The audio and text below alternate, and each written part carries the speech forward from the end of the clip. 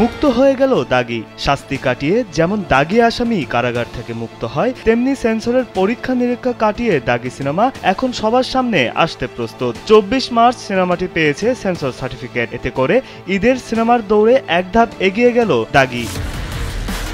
দেশের জনপ্রিয় অভিনেতা আফরান নিশোর দ্বিতীয় এই সিনেমাটি প্রদর্শনে আর কোনো বাধা রইল না। শিহাব শাহীন পরিচালিত সিনেমাটি পেয়েছে ইউ গ্রেডের সেন্সর সার্টিফিকেট, অর্থাৎ সব বয়সীরাই দেখতে পারবেন দাগি সিনেমা।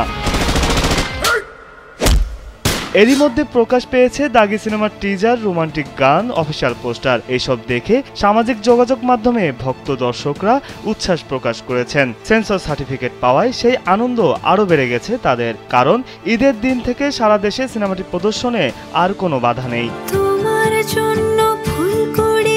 সৈয়দপুর, রাজশাহী এবং ঢাকায় হয়েছে দাগি সিনেমার শুটিং। সিনেমায় অভিনয় করেছেন তমা মির্জা, সোনেরা বিনতে কামাল, শহীদুজ্জামান সেলিম, গাজী রাকায়াত, মিলি বাশার, রাশেদ মামুন অপু সহ অনেকে। দাগি সিনেমার গল্প, চিত্রনাট্য এবং সংলাপ লিখেছেন নির্মাতা শিহাব শাহীন।